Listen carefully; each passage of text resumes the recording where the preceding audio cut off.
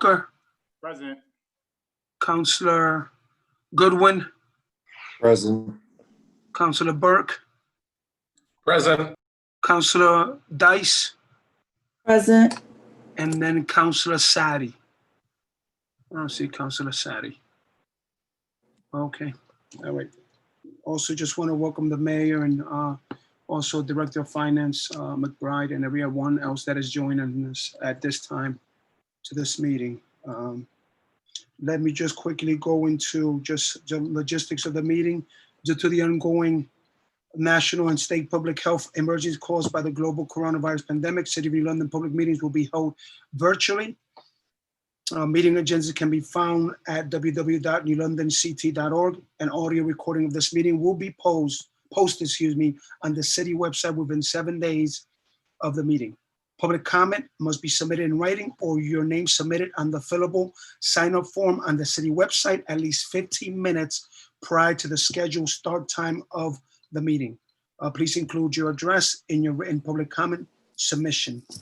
Okay, at this time, what I'm going to do is I am going to ask for public comment. There is no public comment on the list that I have. Not sure if anyone that has, well, there's no one signed up for public comment, so we will proceed. The next thing is bondings and ordinances. With that said, I'm gonna ask Director of Finance, Mr. McBride. Yes. Yeah, could you just give us, Councilors. yes, hello. Can you just can give us you a hear me? little, yes, we can. Okay. Can you give us Yeah, just a little I'll give you Yes, please. background, certainly, yes. Sir. So I'll give you some background. As you know, one of the jobs in finance is to reconcile all the various accounts on a year-to-year basis. We've done a great undertaking with the Munis implementation that started last year. I believe you've heard us talk about that. One of the goals that we've had is to reconcile all the various accounts. So there's thousands and thousands of them.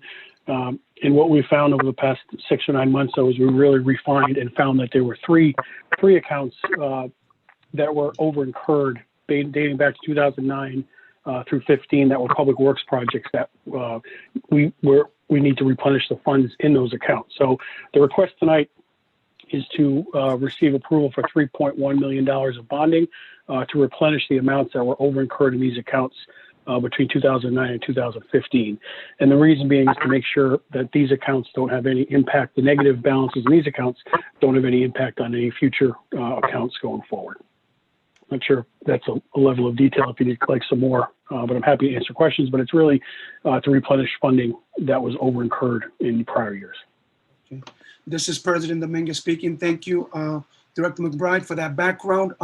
Just to remind everyone, just make sure that you always state your name, just for the record, okay? Everyone, every time you speak, and even when you answer a question.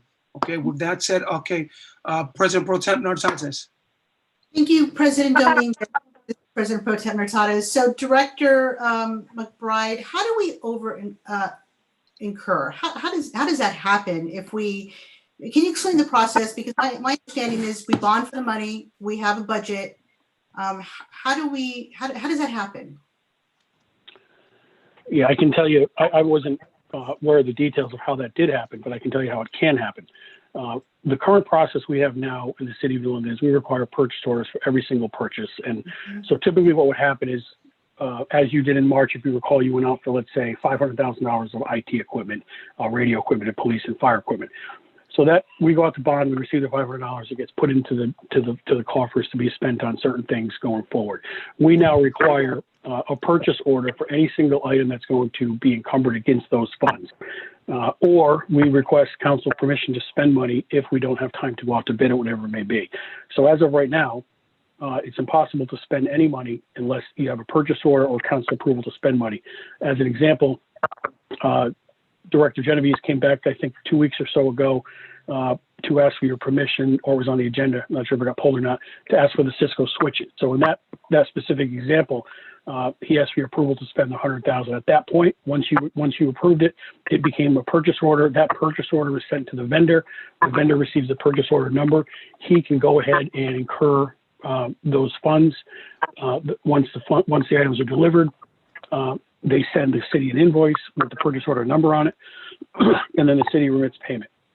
What may have happened in these past years, what would have happened is an individual would have incurred the money or maybe performed the work without receiving a purchase order or without the proper recommendation, the proper approvals in place. Like I said, I'm not sure of how that happened, but what probably happened is the work was performed. The key part is once the work is performed, the payment has to be made. So the whole thing is hindered upon making sure the work is approved prior to the work being performed. Because what may have happened, again, I don't know this, the work may have been performed and time may have gone on, and at one point, the city has to make due on those payments, and the city would have had to pay the amounts due to the contractors involved.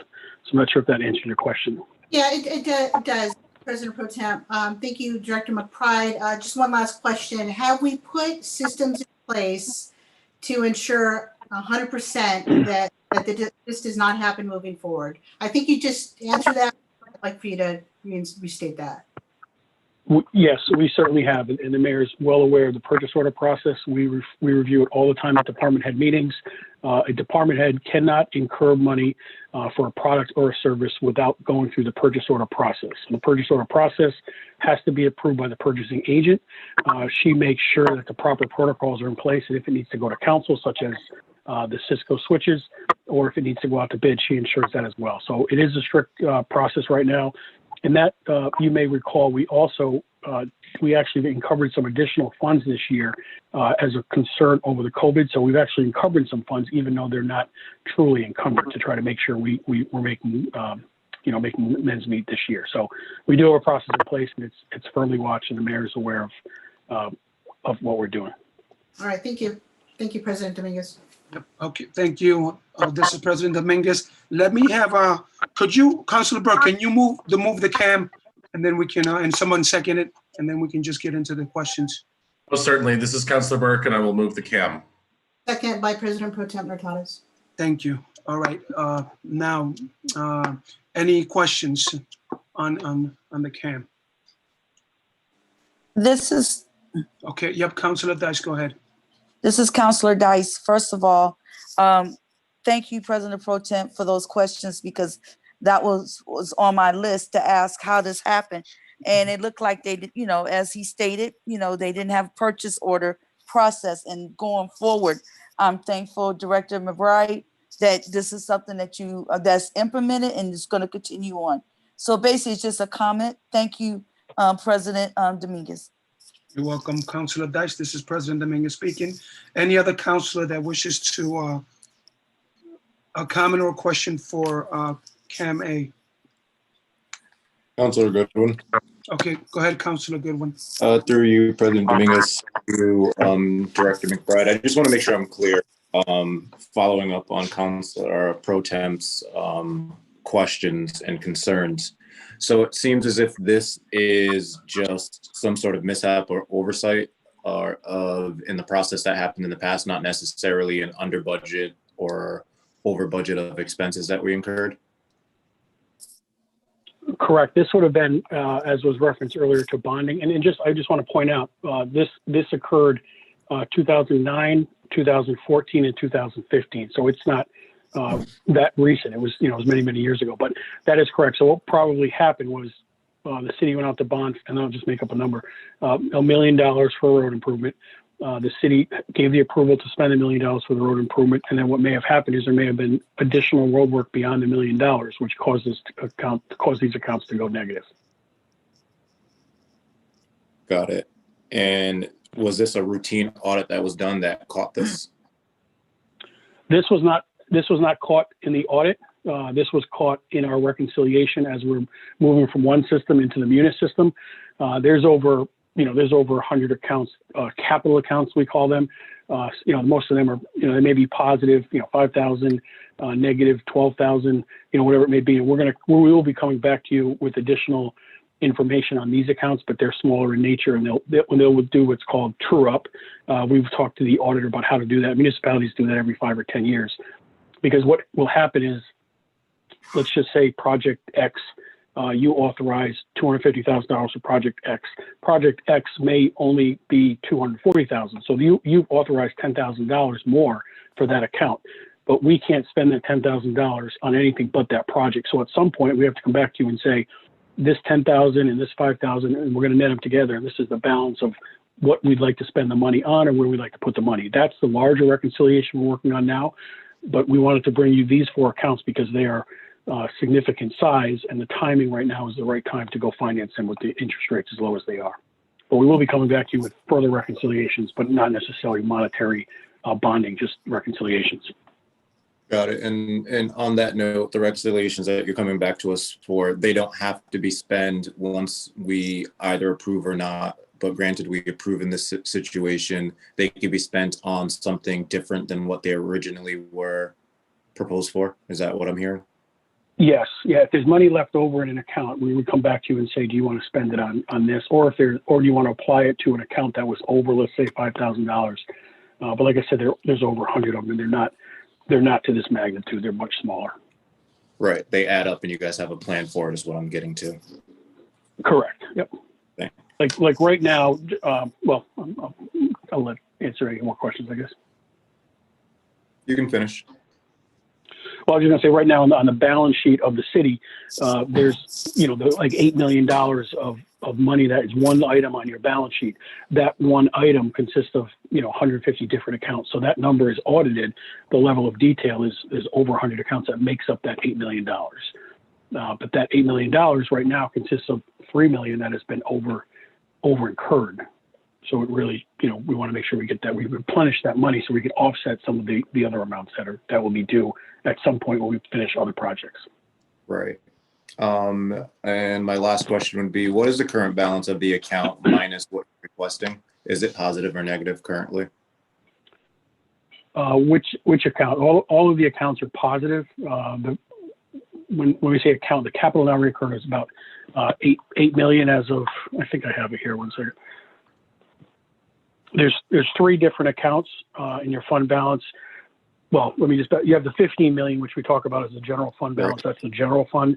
And then there's other capital non-recurring, school projects, education grants.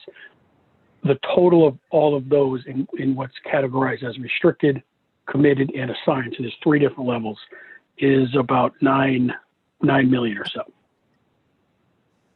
And some of those are funds such as the 2000 bonding that you just did in March.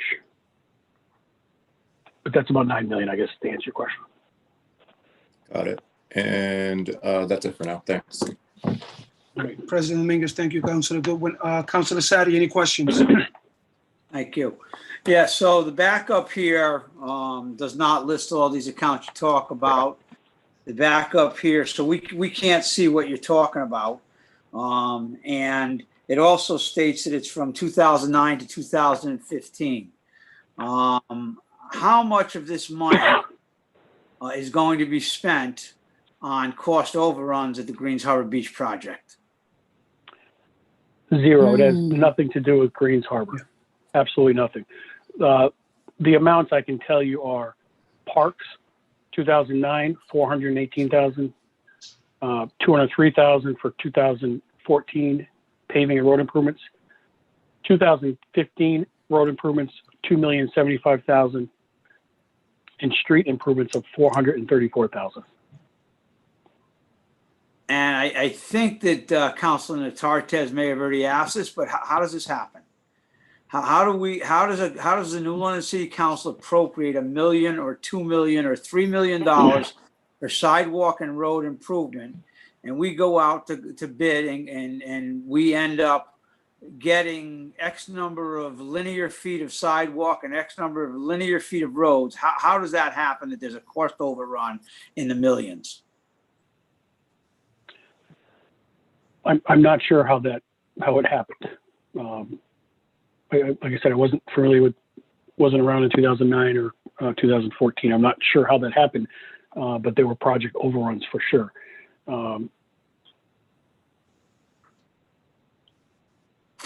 Yeah, without more detail, I do not plan on voting in favor of this motion this evening.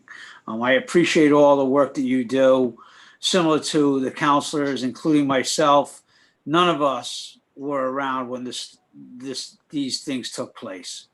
I think I'm the longest tenured council, and I think I started serving in 2016. So, again, it's without much more detail, I'm very uncomfortable just voting for this bond package. Thank you very much. Yeah, this is President Dominguez. Did you want to say something, Director Yes, McBride? yes, Councilor John Sadi, I have no Yeah. further questions at this point in time. No, I just wanted to make the statement that this is not occurring now, nor has it occurred recently. I'm not sure what more support I can provide to you, but Yeah. we have processes in place to make sure it doesn't occur again.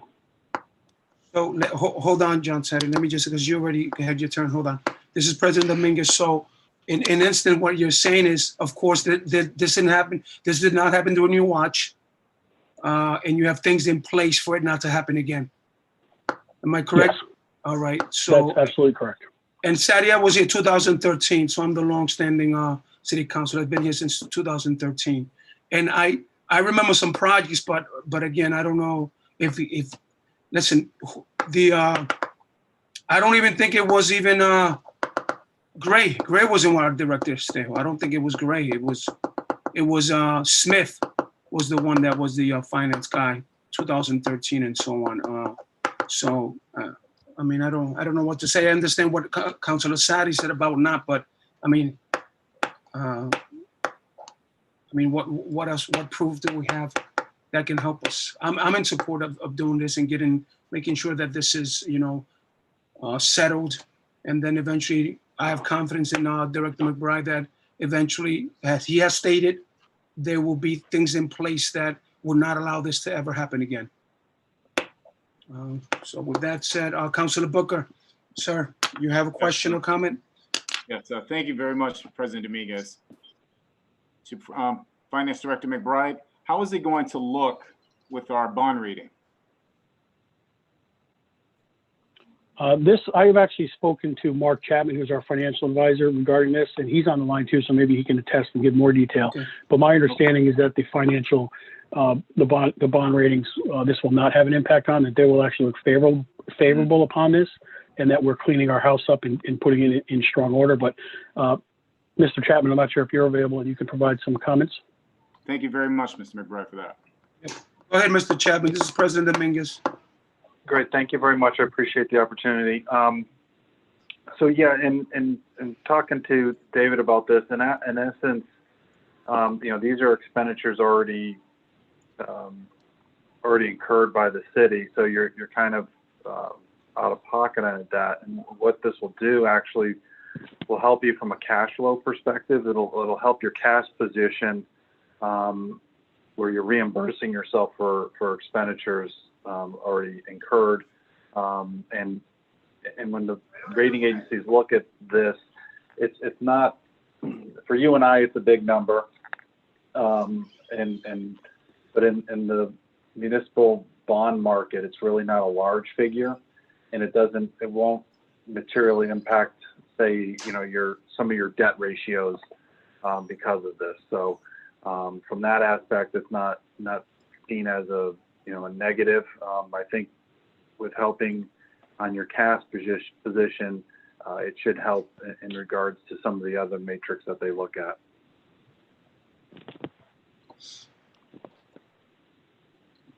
Mr. Chapman.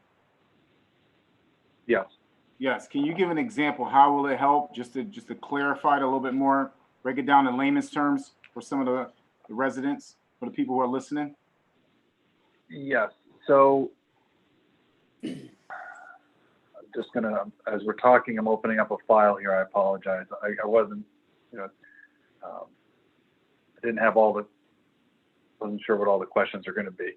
Let me see here. So when we look at the city, there's multiple factors and what the rating agencies look at. One of them is, and they typically wait for audited financials at the end of the fiscal year. So it's a snapshot as of June 30th of each year. And they look at what your cash on hand is. So they look at that snapshot and they say, okay, what is the cash on hand at the end of the fiscal year? And in essence, it helps them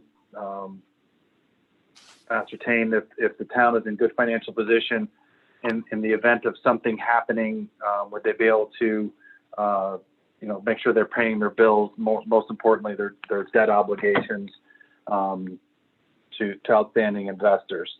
So in certain years, that financial position wasn't as strong. Not to rehash history, but and also some folks think of cash and fund balance as the same thing. For all intents and purposes, they are. So it's your cash reserves, your fund balance that is there to help you in the event of whatever that event might be. Hurricanes, tropical storms, financial crisis,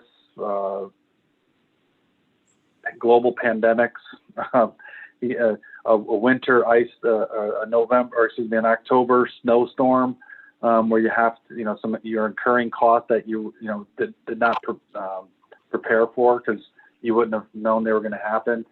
So that they gauge the city and all municipalities on their part of their review is what is your cash availability, and they do that because they want to make sure that if there is a interruption in your cash receipts, or if there's an unexpected event that causes you to have expenditures that you didn't contemplate in your budget process.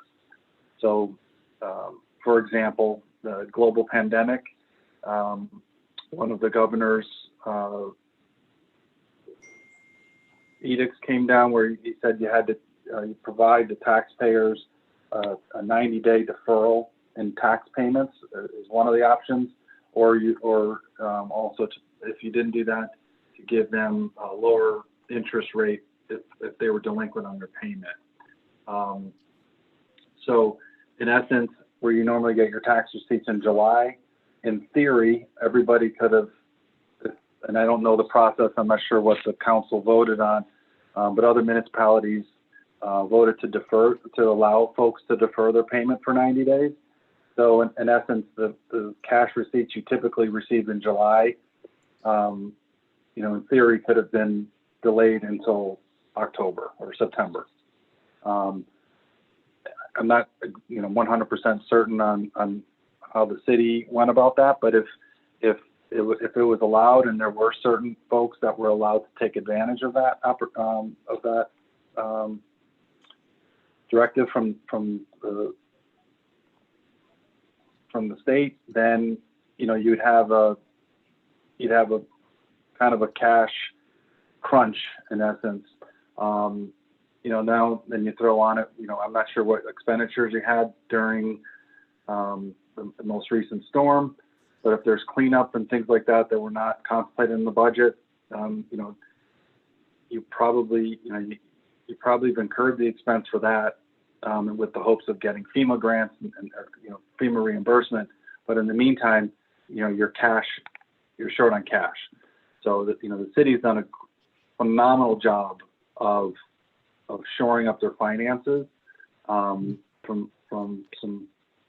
some all-time lows to getting it back in line to where the standard practice is, and this would just further enhance that.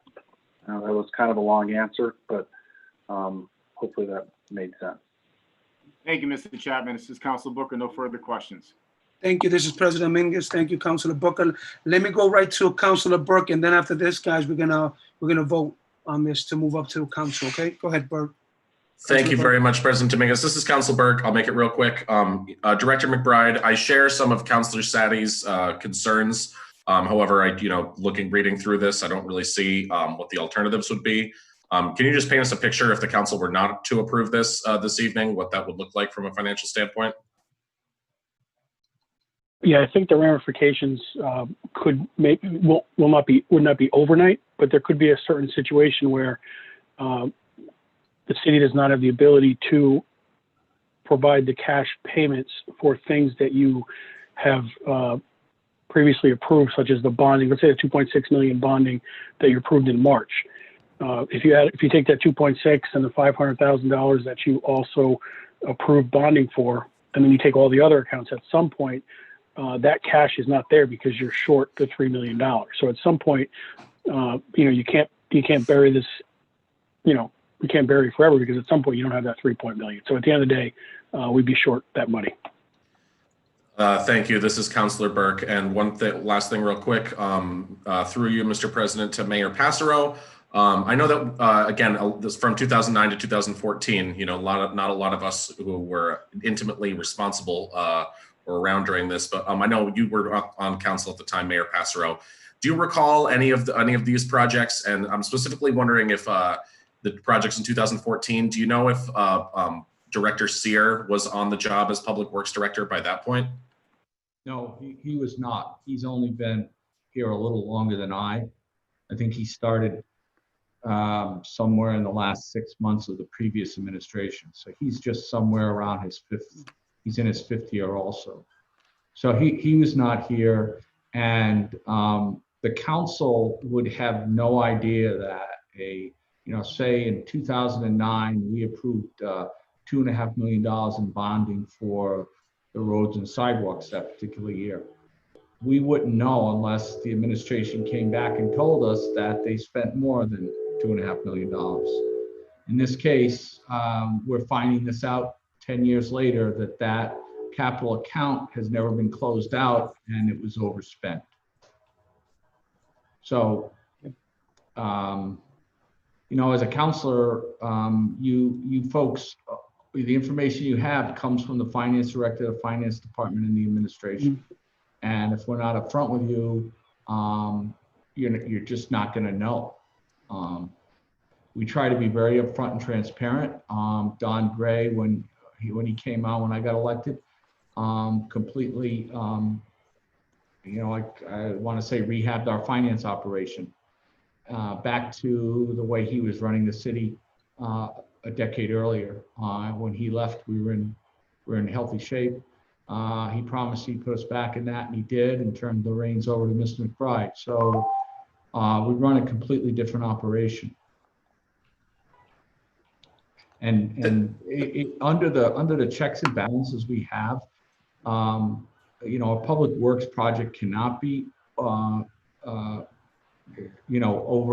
budget. And when it is over budget, then as we did with Green Harbor, we have to come back to you and say, hey, we're over budget. This project was way under budgeted for the amount of work we ran into once we opened the earth. Yeah, Mayor Passero, I'm sorry, I don't mean to cut you off. It's only because we have 2 minutes. Okay. So listen, we're going to move these up to council, so then we can ask all the questions. And I know that Councilor Sadi had another question, but he could ask it later.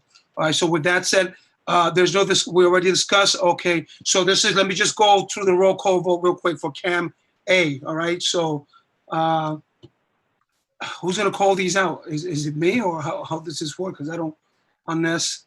It's just a committee meeting, Mr. President. Yeah, but everyone's part of it, so. Right, but you just. Okay, all right, so all those in favor to move it up to council, say aye. Aye. All right.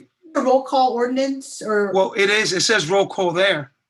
That's why. That's up at the council level. This is Okay. a committee motion. All right, my fault. So, all right, so all those in favor to move it up, say aye. Aye. All right, hold on. So that's Burke, myself. Okay. Sadi, are you moving up or no? Okay, so everyone except Sadi is moving it up to council. Thank you. All right, let's quickly go to the next one. Are you gonna ask for nays? Oh. Sort of already. Okay, all those opposed? Aye. Thank you, Councilor Sadi. I kind of included you in the answer with saying that you weren't for it. All right. Okay, so now let's go. So it moves up to council. Let's go to Cam B now. All right. This is Councilor Burke. Move the Cam. Can I have a second, please? Second by President Pro Tem. Okay. Any discussion on that? Obviously, we had quite a bit of discussion on this already. So we're just going to vote to move it up to council. Okay, so again, all those in favor to move it up to council, say aye. Aye. Aye. Okay, I see everyone. All those opposed, say nay. Nay. Okay, so everyone except Councilor Sadi decides to move it up. Okay, so thank you. And with that, I am looking to entertain another motion. Motion to adjourn? Can I have a Second. second? Dice? Thank you. It's been seconded by Councilor Dice. Thank you. All those in favor say aye.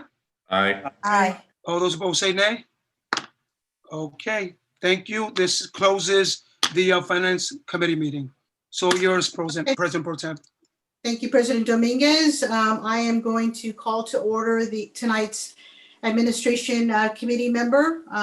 Today is Monday, August 17th, 2020. The meeting will begin now at 6:30 p.m. Our members of this committee are Councilor Booker and Councilor Dice.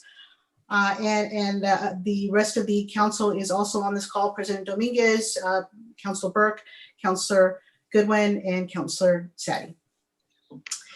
Let's move in to let's review the agenda, and then we'll move into public comment. So we're gonna review the appointments to boards and agencies, and we're also gonna look at Beautification Committee membership increase. Let's start with public comment. So Nancy.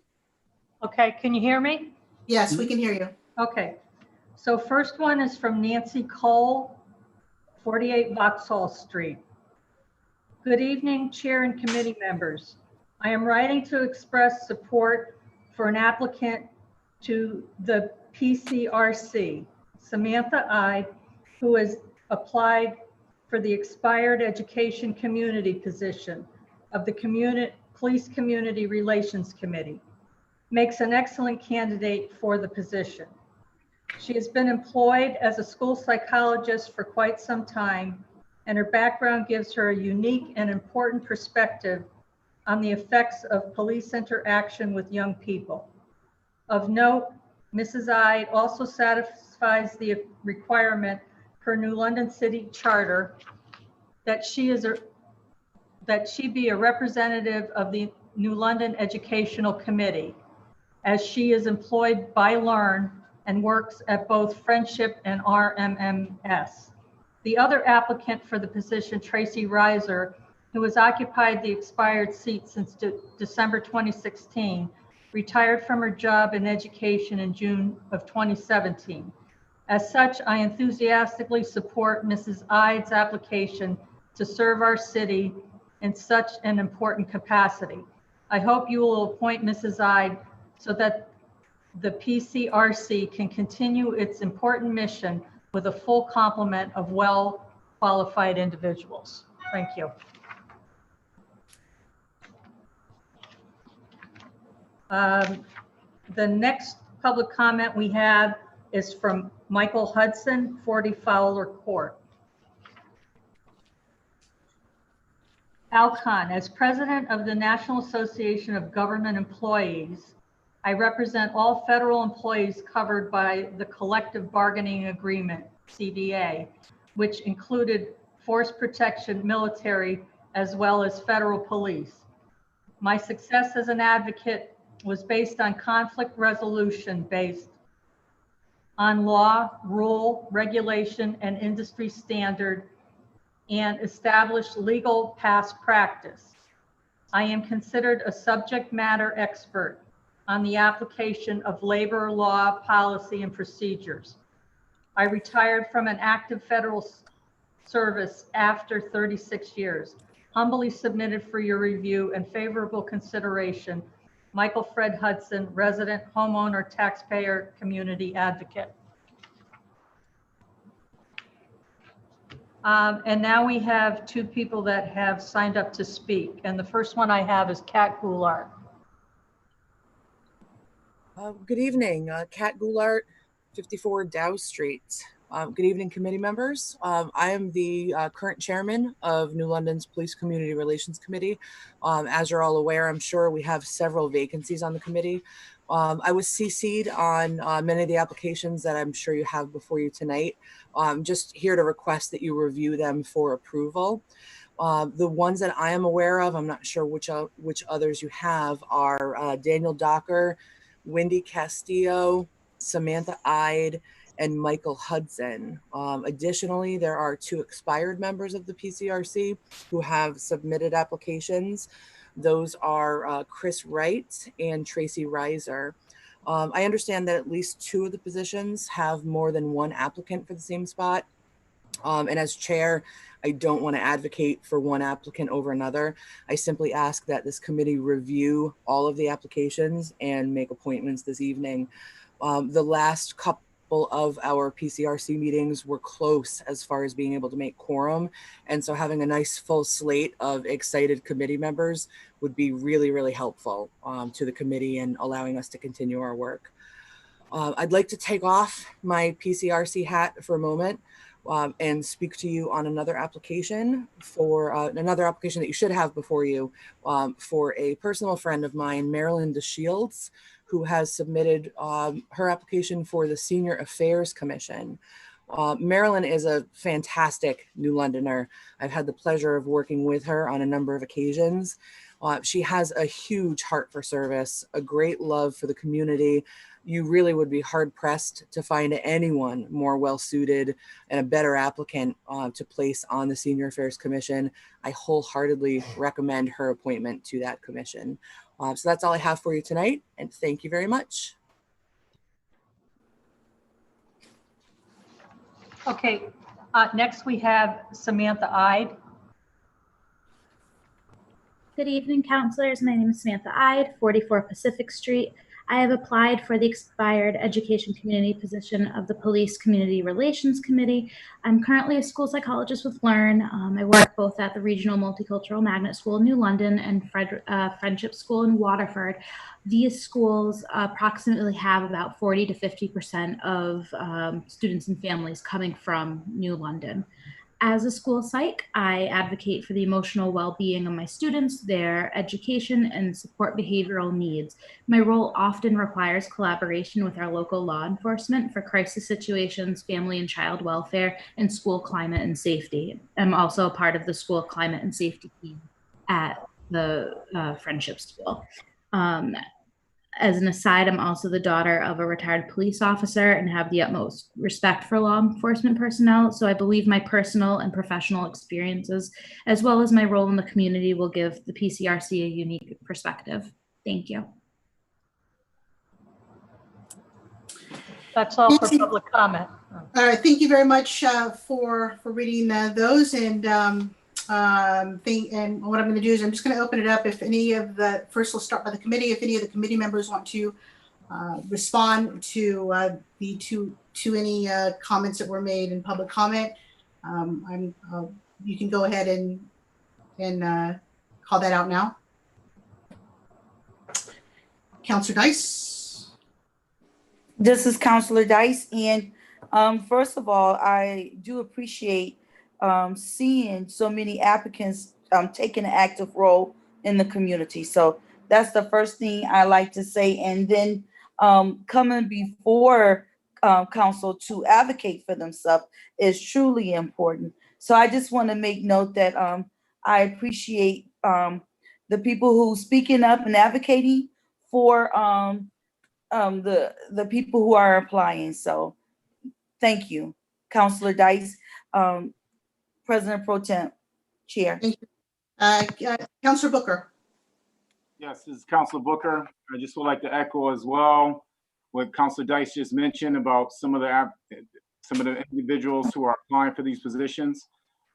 It's great to see you here. Great to see that you're advocating and also applying for these positions. We need individuals who are invested in our city and who are willing to move our city forward. So thank you so much for applying and being actively involved in our city. Greatly appreciate you. Thank you, Councilor Booker. Any of the other councilors wish to speak at this time in committee? This is Councilor Burke. Chair, I would like if the opportunity, if possible. Yes, go right ahead. Thank you very much, Chair. So just a question, I guess I can direct this question to you, Chair, if you know the answer, but I just wanted to point out for clarification. So we have a couple, there's a couple of applications in the backup material here. As was pointed out in public comment, we have applications for both Samantha Ide and Tracy Reiser for the education representative on the Police Community Relations Committee. No, That's incorrect. Tracy Reiser has an application in, not necessarily for education. Got it. Thank you for clarifying. And then we have an application for Chris Wright and Wendy Castillo. I know Chris Wright currently serves as the gay community representative. I wondered if you could just clarify for the remainder of those police community relations committee applications, if any of them are for general vacancies or for those specific community representatives. Yeah, Samantha Ide is for the education position. Wendy Castillo is for the Hispanic community position. Chris Wright, as you mentioned, is for the gay community. And then the rest are what are called vacant citizen spots to make up the committee. Got it. So so essentially what you're saying is that the 4 applicants in our backup materials, there are vacancies available for all 4 of those applicants. That is correct. Understood. Nothing further. Thank you very much. All right, anybody else? Sadi. Okay, Counselor Sadi, he has a question. I'm sorry, go ahead, Counselor Sadi. So my only concern, Samantha Ide seems to be very, very qualified. And she marks down as political affiliation Democrat, but on our backup, we have it registered as unaffiliated. When you fill out an application, I would think that it's supposed to be true and complete to the best of your knowledge. And so I have a little bit of a concern. It has nothing to do with the fact that she's a Democrat, Republican, or an unaffiliate. It's just the fact that when she filled out an application, she filled it out wrong and then signed her name to it. So I a little bit of a concern there. And I know we're not supposed to ask her, there's not going to be back and forth how that happened, whether it was a mistake or whether it was done on purpose. I just don't know, but Well, Counselor, a little bit. Thank you, Counselor Sadi. I think your concern is valid, and what we can do is we can hold off on that application until our Secretary of Council does a little bit of investigation, and then we'll put her back on the calendar for the next one. It's a good call out, and I appreciate you pointing that out. Thank you. Okay. All right, let's go ahead and we're going to go straight into appointments. So the first category of appointments is the confirming of Troy McKevlin. I've had a couple of conversations with Mr. McKevlin. He has applied for Parks and Rec, and we're going to go ahead and vote on appointing him as an alternate. And the reason we are appointing him as an alternate is because we are moving Alberto Garcia, who is currently in good standing with that committee. We're moving him from an alternate into a permanent position. So with that being said, I'm going to go ahead and take a vote from the committee members to Madam Chair, I'd like to make a motion that Troy McKelvin be appointed to the Park and Rec Commission as an alternative. Okay. As an alternate. All right. Thank you, Councilor Sadi. Can I get one of the committee members to do that? So, Sure. Councilor Booker or Councilor Dice? Counselor Dice, so move. Okay. And Booker, can I get a second? All right. Thank you. So we're going to go ahead and vote on Mr. McKelvin to Parks and Rec as an alternate. So all those in favor, raise your hand. All the nays, raise your hand. That's a three on the committee. That's a 3-0. We're going to move on to economic development. And the first applicant that we reviewed is Mr. Leon Guzman. Very nice gentleman. Looks like he's a good fit for this committee. And I want to go ahead and I'll stop there and entertain a motion to. Counselor Dice, so move. Councilor Booker, second. I'll stop right there. Any discussion from the committee members on this appointment? Okay, let's go ahead and vote for Mr. Leon Guzman to be on the Economic Development Committee. All those in favor, raise your hand. And that is 3-0. The next candidate applicant. Madam Chair, I know I'm not a part of the committee, but Leon Guzman applied for planning and zoning, I think. Yes, and he did make a correction on that. It's a good call out. It's a revision to economic development. Okay, thank you. Sorry about that. That's okay. So the second applicant is Malik Korea. Once again, looks like it's a very good fit for economic development. And I'll entertain a motion to appoint him to that committee. Counselor Dice, so move. Counselor Booker, second. If there's no discussion, we'll go ahead and vote. All those in favor, raise your hand. And that's a 3-0 with nobody opposing. All right, let's move on to the PCRC. We have a position that represents the gay community. Chris Wright currently serves in that position. She has applied to renew her application. I'm inclined to do that, and I agree with her continuing on that committee. So I'll entertain a motion at this point for Chris Wright on PCRC for the gay community. Counselor Booker, move. Second, Counselor Dice. All those in favor, raise your hand.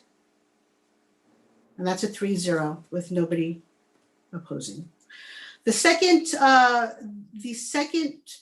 position for PCRC is for the Hispanic community. Wendy Castillo has put in her application for that. I spoke to Wendy. She's a good fit for this committee. And I'd like to get a motion at this time for Wendy Castillo. So move, Counselor Dice. Counselor Booker, second. Okay, all those in favor, raise your hand. And that is 3-0 with nobody opposing. There is a citizen vacancy open. Tracy Reiser has put in her application for this position. She has served for a couple of years in that education position, and she's switching over to. She has applied to switch over to vacancy citizen. So can I get a motion for that? Counselor Booker, move. Counselor Dice, second. All right, all those in favor, raise your hand. And that's 3-0. And we will hold off on any other applications at this time. We're going to move on to the CAM that is in front of us. This is from the Beautification Committee. And I'll read the CAM and then I'll need somebody to move it. The City Council hereby adopts Ordinance 817-2003, providing for certain revisions to Section 244 of the City's Code of Ordinance to increase the membership of the city's beautification committee. The ordinance is given its first and second reading in the process of passage by title only, all councilors having copies, and the third reading of the subject ordinance is adopted by roll call vote. Can I get a second for that?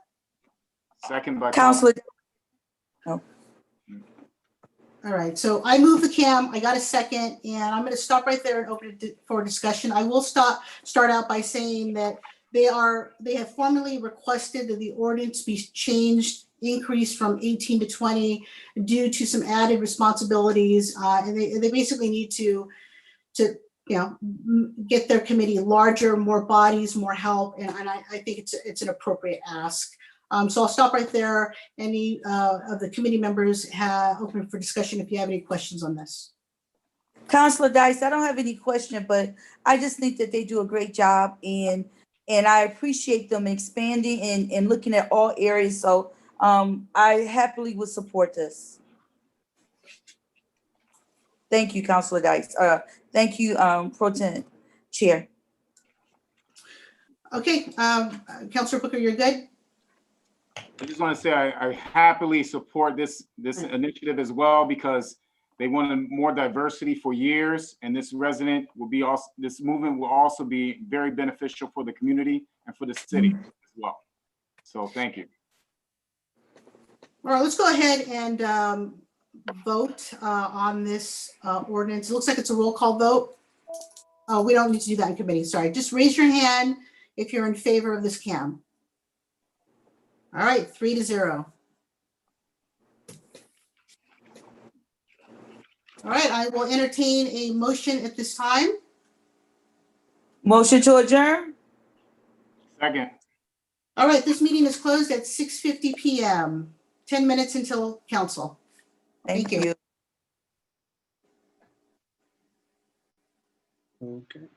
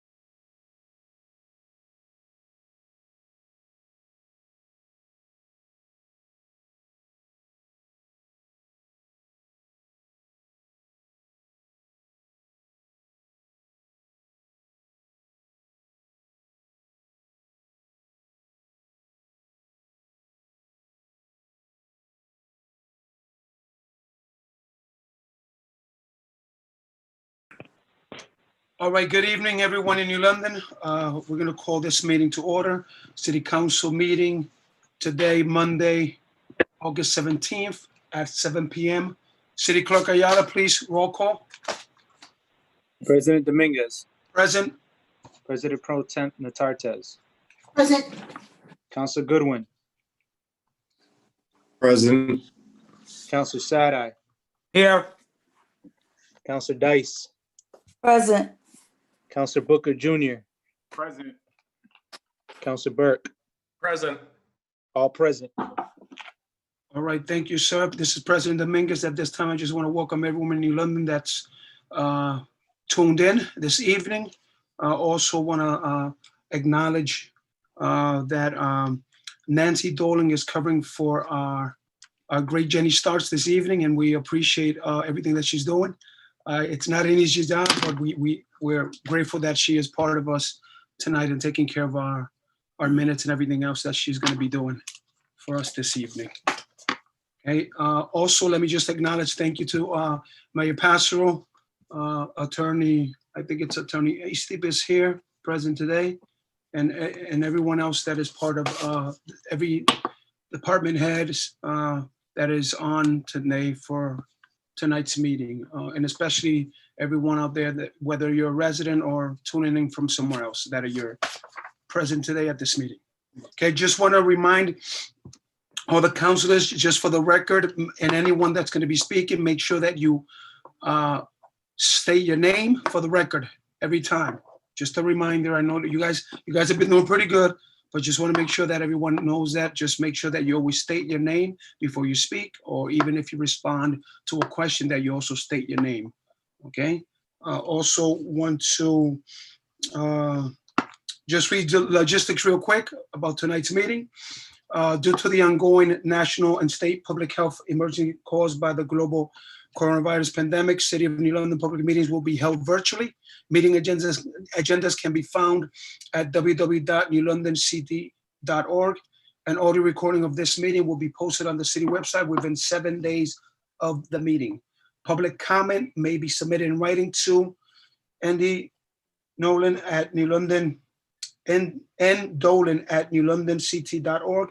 If you prefer, you may sign up to speak at the following link on the City of New London, newlondonct.org/live-stream. This link will bring you to the fillable form where you may submit your name, and you will be added to the public comment list and called on via Zoom during the public comment portion of the meeting. Public comment must be submitted in writing or your name submitted on the fillable sign-up form on the city website at least 15 minutes prior to the scheduled start time of the meeting. Please include your address in your in-public comment submission. So at this time, I am going to ask Councilor Booker, who will lead us in the prayer and pledge. Thank you very much, President Dominguez. This is Councilor Booker. Please join me in prayer this evening. Heavenly Father, thank you for blessing us with another day and waking us up this morning. Thank you for giving us wisdom and knowledge and for protecting our loved ones. Thank you for the peace and hope you bring to each of us. Tonight, please guide the City Council and all participants in this meeting in placing our hearts in a place to make decisions that will lead the City of New London in a positive direction. Please open our minds to make choices together that allow all of our residents to feel unified, safe, supported, and at peace within this community. We love and appreciate you, Lord. Amen. Amen. Please stand for the Pledge of Allegiance. Dan. Okay, good. I pledge allegiance to the flag of the United States of America and to the republic for which it stands, one nation, under God, indivisible, with liberty and justice for all. Now, President Dominguez will recite the Pledge of Allegiance in Spanish. Prometo lealtad a la bandera de los Estados Unidos de América, a la República que representa una nación ante Dios indivisible, con libertad y justicia para todos.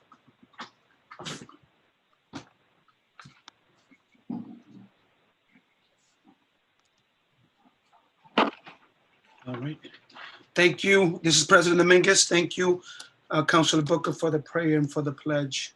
Let me also, hold on.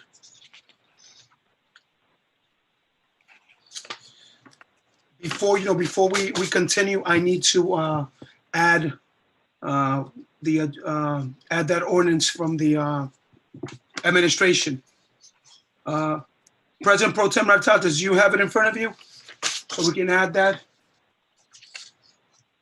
Yes, I believe I still have that open. Yes. Let me take a look here. Thank you. And And that will Oh. become, Point of order, President Dominguez. Yes. Wouldn't that ordinance automatically be added under actions of the administration committee, 7.3? yeah, you could, no, well, we usually add it before. Okay.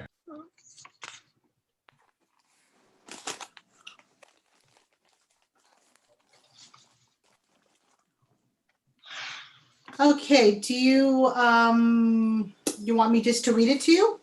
Yeah, just read it, and then we need just 5 votes to add it up. All right, so beautification committee, this is President Pro Tem Hurtadas, beautification committee ordinance. The CAM reads, the city council hereby adopts ordinance number 08172003, providing for certain revisions to section 2-44 of the city's code of ordinances to increase the membership of the city's beautification committee. The ordinance is given its first and second reading in the process of passage. By title, all councilors have copies, and the third reading of the subject order is adopted by roll call. So this says that we're going to increase, this Mhm. ordinance states that we're going to Yep. increase. Yep. Okay. All right, so all those in favor to add it, let me see, you say aye? First, I'll Aye. make a second to add it. Second to, Let's- Alma's motion to add. Thank you, Councilor Sadi. This is President Dominguez. Let's have a second from Councilor Sadi, and now all those in favor to add it. Okay, any opposed? All right, so it's been added. It's going to be added over to 8.4 on our, okay? President Dominguez? Yes. There is a marker for actions of administration committee. So what I can do is just read out what we approved tonight from committee, because it is not on the, it is not written on our agenda. There's a placemaker on our, Yeah, no, of course, but that's the action that we took on the committee. So Right. you'll talk about, what we did and all those that were appointed and so on.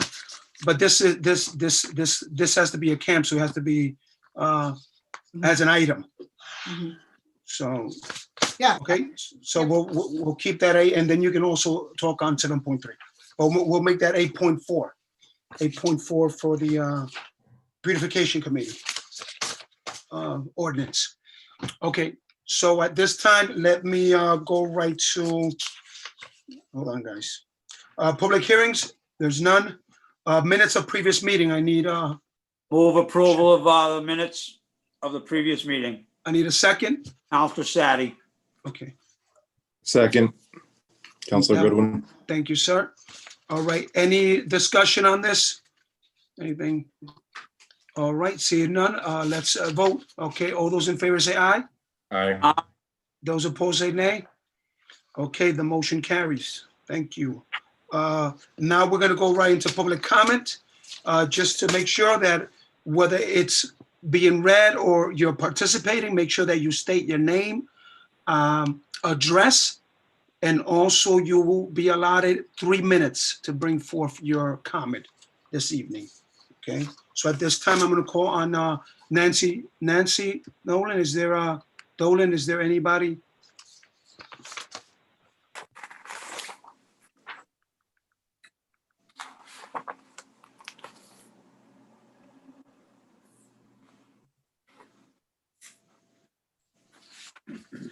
Hello?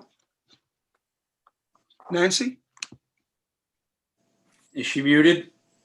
You know what? Let me see. I don't even know. Hold on. I'm here. Yes. I'm sorry. I sent you the list. I wasn't expecting to read Oh, it. you did? Okay. I don't Yes, have it yet. I Okay, hold on. emailed it to you, but I can pull it up. No, I got it. I'm sorry. I just didn't see that. All I right. got it. I got it right in front of me. Thank you so much. Thank You're you, Nancy. You did email it to me. It's right here. All right. So the first speaker will be Kat Goulart. Good evening again. Kat Goulart, 54 Dow Street. Well, first I'd like to thank the counselors from the administration committee for making the appointments to PCRC. I appreciate it. That it really does help us. It's, it's always better to have more active members than less, so that's a good thing. I did have a couple of questions, and I couldn't seem to find it on the website. I did try to pull it up while the other meeting was going on. If there's a document available for sort of like a cheat sheet for what to do after you apply for board and agency, because I did actually make a recommendation for a woman, Marylinda Shields, for senior affairs. And I know that there's vacancies, and I know that her application is in and has been received. I've confirmed with Jenny. And that was not something that was addressed during the committee meetings. I'm just curious if things are always addressed, or applications are always looked at, or if they're not, if there's a cadence to it, that sort of thing. And in addition, 2 other applications for PCRC. Obviously, the citizen vacancy was filled, but they were not listed in your backup, even though I know that the applications were received and confirmed through Jenny. So again, just curious. I think that was Daniel Docker and Michael Hudson. Just curious what happens to those, if they are ever reviewed or if they just go into a folder and just sit there. And just one quick note, I believe she signed up for public comment. I got an email from her during the break. It might have been down to the wire, so I hope that someone will see it and let her speak. Samantha Ide, who was the one that had the question on the registration affiliation. I worked on primary day. That happened all day, every day. That folks think that they're registered one way and really they're registered another way. I've got to tell you, I'm not knocking our registrars of voters at all. They're really great. They do a lot of hard work, but there's a lot of paperwork there. And between the actual physical papers and DMV and prior registrar's records, there's been a lot of confusion with people thinking that they're registered one way and really having actually filled out physical paperwork, and sometimes it just doesn't make it in the system. So I'd ask that you not hold that against her. Thank you. I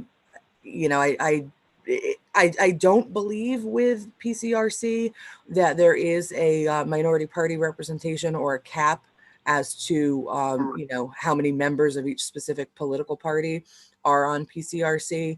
And I know it's too late because you've already moved on and made recommendations, but please don't hold it against her for that. Because otherwise I'd say it's a good application. So that is all I have. But if you could, during the response to public comment, because I think there's a couple people on that would like to know what's happening with their applications, if you could maybe let them know where to look for the cheat sheet on what happens with your application after you apply, that'd be great. Thank you. President Dominguez speaking. Thank you, Kat. At this time, I have a written comment by Mia Moore. Address 202 Coleman Street, New London. I would like to address the council about using the community city council. Is there any way I can actually go ahead and? Oh, no, yeah, well, listen, I just didn't, yeah, you can actually, I would love that for you to speak. So just state your address, who you are, and then you have 3 minutes, okay? Sure. Okay, go ahead. You could go right ahead. Hello, my name is Mia Moore. I'm a small business owner residing at 202 Coleman Street, New London. I am a member of the community as of January 2020 and have attended several community events such as the Martin Luther King Day March to Shiloh Church, the discussion of the 13th Amendment at the OIC building, and which Mayor Passero was there, and the Fiddleheads Co-op annual event in February 2020, where I met a lot of the council members. I noticed a great sense of pride, unity, and respect for the city of New London upon my relocation to the community. Therefore, I come before the board tonight to request assistance to further advance the community and bring its residents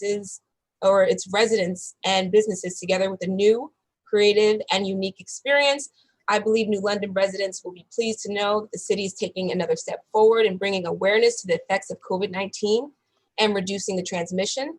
Therefore, I have taken an initiative to assemble a device at the instructions of NASA and the California Institute of Technology, a device that will limit the transmission of COVID-19 that vibrates in motion as an individual may be unaware when touching his, her face, nose, or mouth.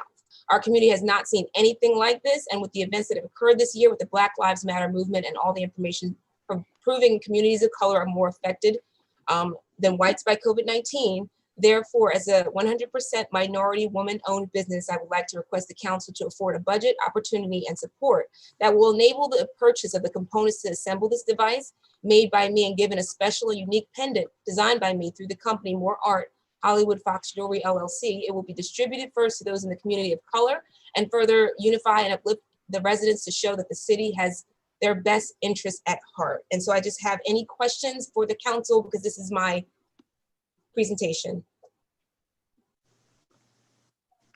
Okay, thank you. This is President Lincoln. Thank you so much, Mia.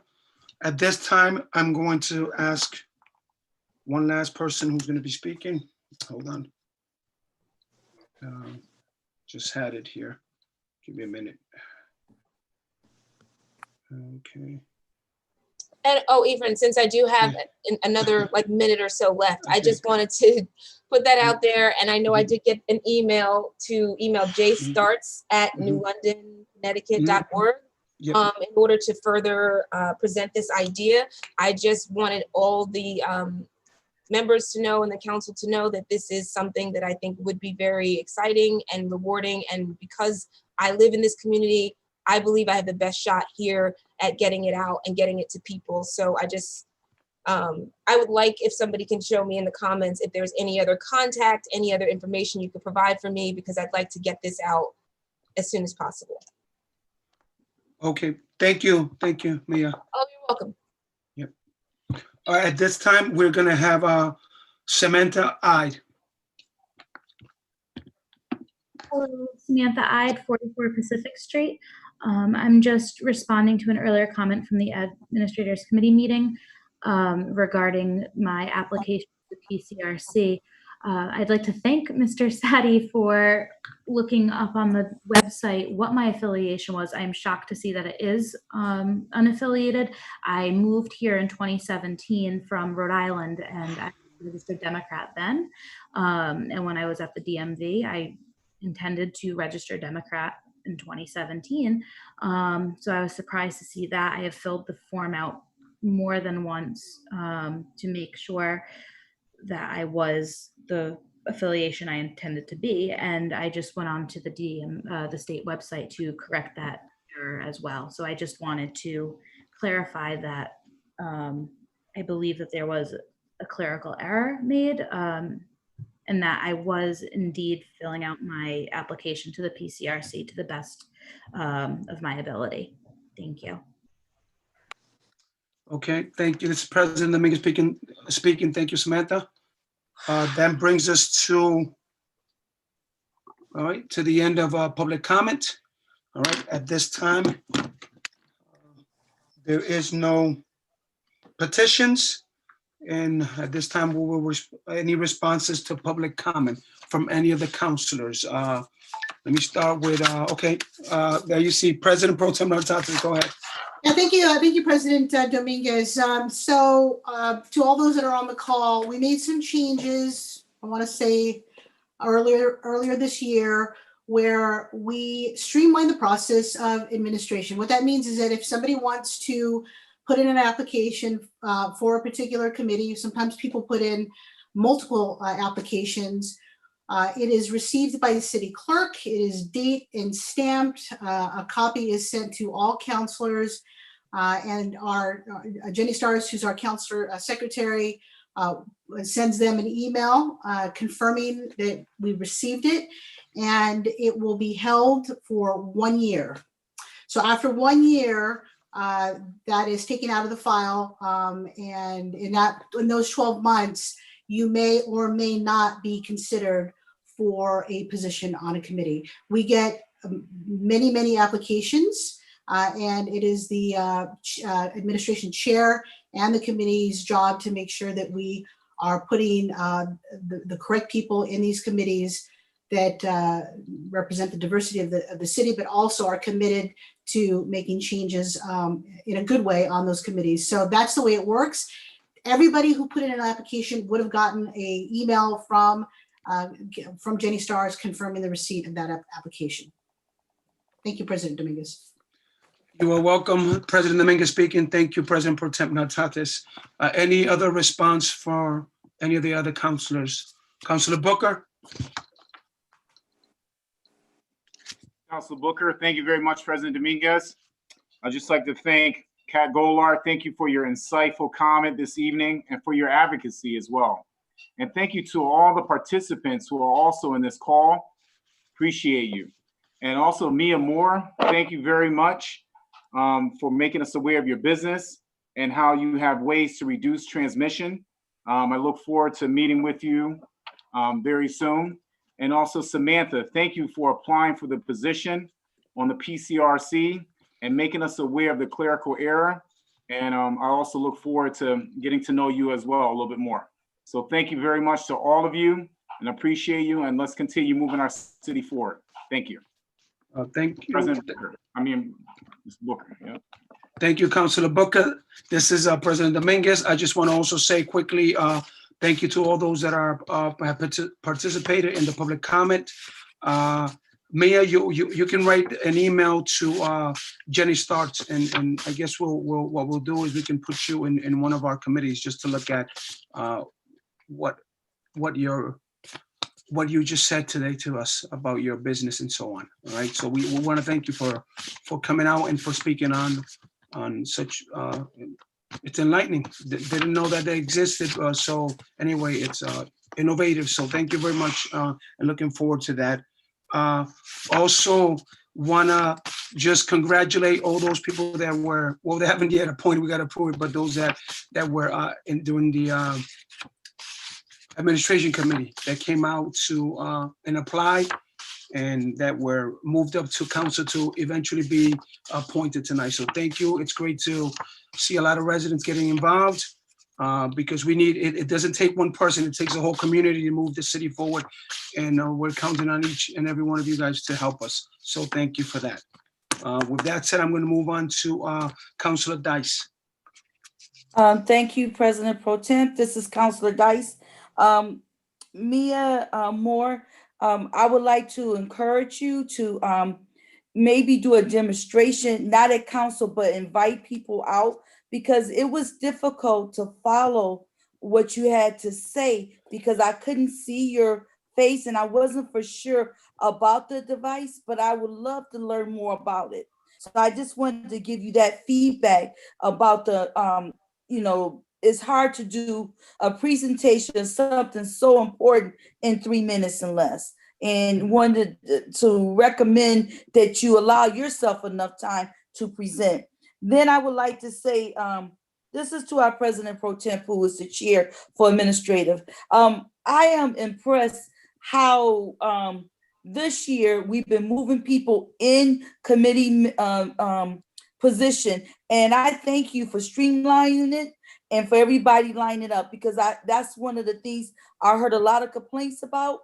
And I appreciate how everything is lined up. We got a procedure and steps that we follow. So I just want to make note of that and say thank you. And this is Councilor Dice. Thank you, President thank you, President Dominguez. President Dominguez speaking. You're more than welcome, Councilor Dice. Councilor Burke. Thank you, President Dominguez. This is Councilor Burke. One thing real quick, just to Mia Moore, thanks so much for coming in front of us today. Rather than, engage in the discussion here, just letting you know that we all have contact information. I know my cell phone is there right on the city website. So newlondonct.org, go check it out. Give me a call and we can discuss the things you were talking about today and more at length. Thank you very much. All right, President Dominguez speaking. Thank you, Councilor Burke. Councilor Goodwin.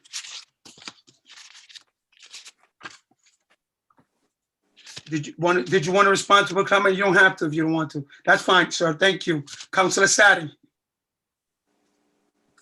All right. Yeah, I just like. Did you want to respond? I do, yes. I just Okay. like to say thank you to all that came out this evening. Great to see so many people on this call, on this meeting. And that's all I have to say. Thank you. Great. Thank you. This is President Dominguez. Just let me remind everyone, I always call on you for public comment. It's up to you, if you want to or not, it's fine. You know what I mean? I think, we do a good job of responding. All right. So with that said, let's go on to the next, which is Reports and Communication, Director of Law. I'm going to start. I have two. On the general side, the Mitchell College Electric softball, the scoreboard. Can you talk a little bit about that and elaborate? Yes, I can. Good evening. Good evening. We've had a long-term past practice where Mitchell College pays for the electrical service to the field. And with them doing all the work down there and renovating, they just wanted it to be formalized. So that's what we're doing. We're formalizing it. We've been paying for it. It's not changing what's happening. It's just a formal agreement, which is appropriate. Okay. All right. Thank you, Attorney Breinstein. And then I also have another one, which is on the general side, number 8, the cell towers, small cell towers. Can you kind of elaborate on that? What is the whole? Yes, we received we received a proposal to put small cell towers. What they really are is they are on top of like light posts. They're really small. They kind of are more of I think of them as a feeder to help boost the signal for other cell towers. We've gone back and forth with some of the language on it. We're awaiting the response from the provider. Was the last version we sent out with them with some changes.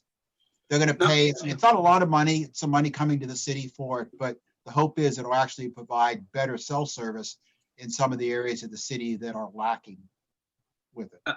Yes, so let me just follow up real quick. Is that going to be all over the city or just certain areas, or how does that work? It's kind of a test right now. I think there are 4 sites that they're going to do right now.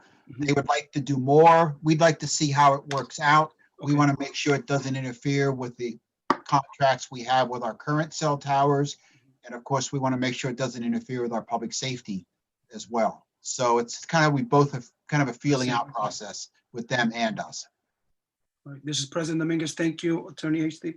At this time, any other counselor has any questions to the Director of Law? Okay, I think that's it, Attorney Hasty. Thank you. Oh, wait, I'm sorry. No, I was wrong. Councilor Sadi, go ahead, sir. Yeah, so very similar to your question, Council President Dominguez. This is Council Sadi. Toby May, could you expand upon what the language in the agreement is, please? This is Brian Eastep. I'm sorry, I forgot to do that before. I don't do too many of these. It's usually Jeff. I really can't because Jeff was involved in that, but it's just a standard language codifying the fact that they will continue to pay the cost of the electrical for the scoreboards and stuff. I'm sure it's going to come to you. Actually, it doesn't have to come to you for approval. I asked Jeff on that. There's not going to be any money spent or anything. It's just confirming what's happening, what the responsibilities of the parties are. We can get a copy of it to you offline if you want to see more specifically what the language says on it. Yes, I would very much like to see that as liaison to Park and Rec. Okay. And also as softball director for New London Little League. Thank you very much. Not a problem. You're welcome. Okay, thank you. Any other counselor? All right. Thank you, Attorney Estep. Right. You're welcome. At this time, let's go over to council committee reports. I'll start quickly. We had a finance committee this evening at 6 p.m. Everyone was present, all the councilors and the mayor and the director, McBride, and we're talking about an ordinance that's going to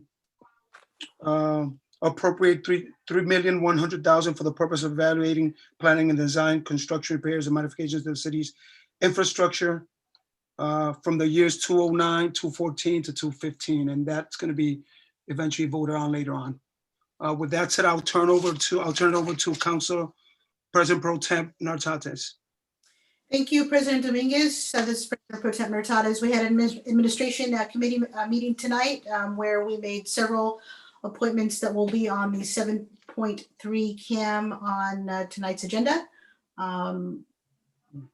Economic Development, Malik Correa is appointed on Economic Development Commission. That's a 5-year term. City Council appoints Leon Guzman, Economic Development. That's a 5-year term. Police Relations Committee appoints Tracy Reiser as a committee citizen position. That's a 3-year term. City Council appoints Winnie Castillo to the police PCRC for the committee Hispanic representative position. That's a 3-year term. City Council reappoints Chris Wright to the Police Community Relations Committee as the gay and lesbian community for a 3-year term. We also appointed in the Parks and Recreation Committee Troy McClellan as an alternate, and we have the camp for the Beautification Committee ordinance. Thank you, President Dominguez. Okay, this is President Dominguez speaking. Thank you, President Pro Tem Nartates. Okay, at this time, we have Mayor's Office of Communications. Good evening, Mayor Paso. You're on, sir. Good evening, President Dominguez. Good evening, members of council and staff and the community. It's great to be back. I want to start off tonight with the census. The crunch is on. I have to implore on all of, there's a lot of great community leaders here in this meeting tonight, and we need all of your help to get everybody counted. I'm not gonna lecture you on the implications of this, but it's just all the money we have to work with for the next 10 years and our representation in the state and federal government. So a couple of little matters that depend on getting all of our residents in this city counted. And that means every individual in this city. So it's an enormous task. We're up to the point where the enumerators are out there going house to house for the addresses where people have not already registered. But we really need, we really need you all to encourage everybody you run into, ask them if they have completed the census. I want to thank the volunteers. They worked very hard this weekend. They were at the events that we had this weekend. Certainly a great one was at Harris Place by Culture AF. They did a community wellness day. That was a great success, a lot of turnout, and they registered a lot of people. And also we had the NAACP with OIC, had a community welcome back day and passed out backpacks and supplies for our children and all sorts of other stuff. It was a great event. The census volunteers were there too. I want to thank Judy Cox for her leadership on the committee, and Dr. Fisher and his wife Karen for leading our local complete count committee. We meet every Tuesday at 1 o'clock in a Zoom meeting. If any of you are interested in jumping on that call tomorrow, we are down to the final week, so we really have to get the push on. We really have to work hard to get people counted. The big news this week is the Connecticut Food Bank is coming to New London on Wednesday. They will be distributing food. They're bringing 2 of those the longest size tractor trailer trucks full of food. We're going to do it in 2 locations in the city. This is going to be big. We have a lot of food to push out and get out into our community, and the food insecurity is growing. So we hope to tap into knock some of that down quickly in one day. And so thanks to the Connecticut Food Bank. First of all, they've been working very hard with Jen Muggio at Ledge Light and Jeannie Milstein, our human services, and all of us have been working hard to get this put together real quickly in just a few days. So that's going to be at 11 o'clock for people in motor vehicles. We're sending them to Fort Trumbull.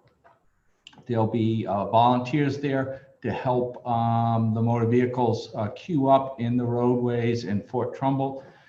And the 2 large tractor trailer trucks will be set up there. So it's just going to be no touch operation. Pull up, pop your trunk. We'll put the box of food in your trunk and off you go. So 11 to 4. For people walking in our city, we're going to be at that parking lot on Garfield Avenue at Garfield Mills. We invite all the folks that do not have motor vehicles or that just want to walk to get their food to walk to that location, and we'll be passing out food there. We are also just in the very early planning stages for an aggressive initiative to create some energy downtown in the downtown business district during the Christmas shopping season. I'm not going to get into a lot of details on that, but you will be hearing more about it. We hope to have some details for you as the thing is, we're trying to work it out very quickly by the next council meeting on September 8th and right after Labor Day. City Hall, the renovations are coming along. The last report from Tom Bombria is very encouraging. There was a little bit of a delay, about a week or so delay with the flooring company to restore the original cork flooring in council chambers, but that work is going to begin very quickly here now. And then the audiovisual AV company is going to come in and put up all the modern technology in the room. Pendant lights are ready to be hung. These are like the final touches. And, we're hoping to get you in there. I don't want to promise you September 8th, but maybe by the second meeting in September. So at least we want to start working out details on what you want to do and if you want to take. I know this council has not taken its seat in that historic chamber or had a meeting there yet under your term. So still going to be very difficult to deal with the public, but we might be able to do some sort of a hybrid meeting.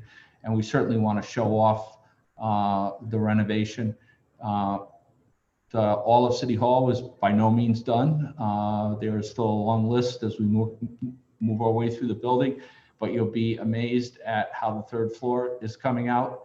We should have the third floor largely done except for the restroom facilities by September. Just want to say that our planning and zoning, economic development, community development offices are very, very busy. The building permits are way up. There's a lot of major projects that are currently being vetted through planning and zoning. Some of these large projects include the long stalled out, going on 12 years now, the Shores Landing development project. That's the developer's name is Oak Tree. That is being submitted. The site plan for to finish off the second and third phases of that project is being put before planning and zoning now. And of course, we're working on the pedestrian bridge, the junior high, and numerous other housing projects. So the zoning office is extremely busy. So on the sort of the event side of things, last Friday we had that filming for New London's premiere in the PBS TV show Behind the Scenes with Lawrence Fishburne. We had great weather for the filming. Eagle, I gotta give a great shout out to Bark Eagle, the crew, the captain Mike Turdo.